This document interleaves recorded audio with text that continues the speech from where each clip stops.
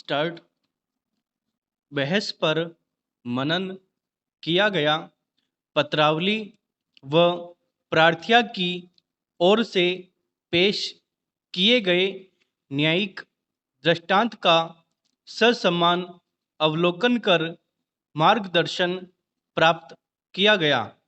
सर्वप्रथम परिवादिया द्वारा बताए गए धारा 452 की विधिक शब्दावली का अवलोकन करें तो उसमें यह वर्णित किया गया है कि जो कोई किसी व्यक्ति को उपहति कारित करने की या किसी व्यक्ति पर हमला करने की या किसी व्यक्ति का सदोष अवरोध करने की अथवा किसी व्यक्ति को उपहति के या हमले के या सदोष अवरोध के भय में डालने की तैयारी करके गृह अतिचार करेगा तो इस धारा में वर्णित सजा के लिए दायी होगा।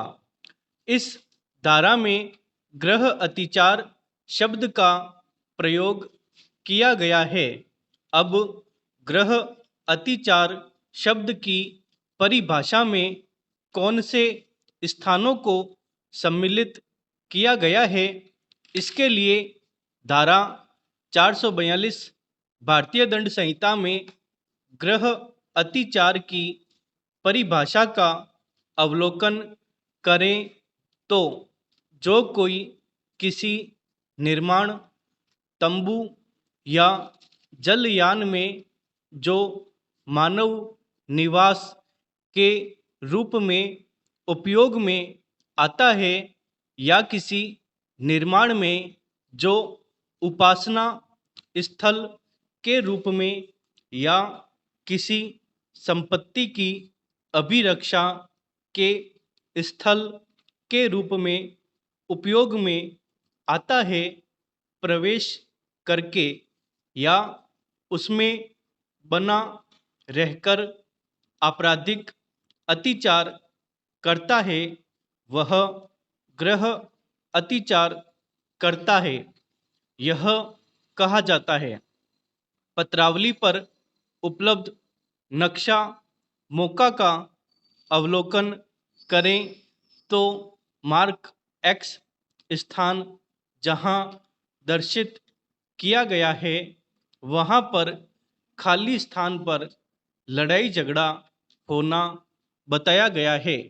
मार्क 1 नंबर से दर्शित स्थान को रेखाराम का मकान बताया गया है और मार्क 2 नंबर से दर्शित स्थान को अभियुक्त पक्ष का मकान बताया गया है।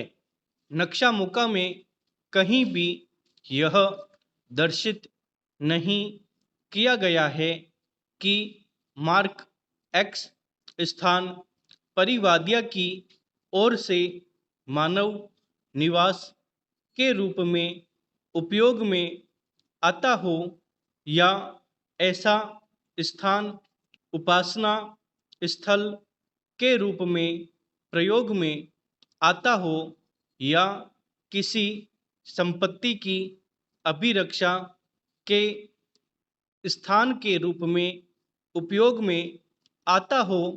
इन तीनों ही तत्वों की पूर्ति नक्शा मौका में वर्णित मार्क एक्स स्थान के संबंध में नहीं होती है।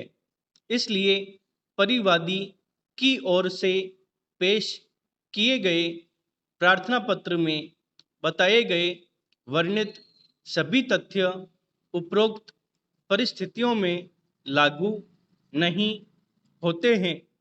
जब गृह अतिचार की परिभाषा में ही वर्णित स्थल नहीं आता है तो धारा 452 भारतीय दंड संहिता जो कि लागू होने के लिए गृह अतिचार होना सर्वप्रथम जरूरी है, वह तत्व ही पूरा नहीं हो पा रहा है तो धारा 452 भारतीय दंड संहिता में वर्णित अन्य तथ्य भी किसी प्रकार से लागू नहीं किए जा सकते। प्रार्थिया द्वारा पेश किया गया न्यायिक दृष्टांत के तथ्य व परिस्थितियां हस्तगत प्रकरण के तथ्यों व परिस्थितियों से भिन्न होने के कारण हस्तगत प्रकरण पर लागू नहीं होता है। इसलिए उपरोक्त विवेचन के अनुसार प्रार्थिया की ओर से पेश किए गए प्रार्थना पत्र को प्रकरण के इस स्तर पर स्वीकार किया जाना न्यायोचित प्रतीत नहीं होता है। अतः प्रार्थिया द्वारा प्रस्तुत प्रार्थना पत्र अस्वीकार कर खारिज किया जाता है।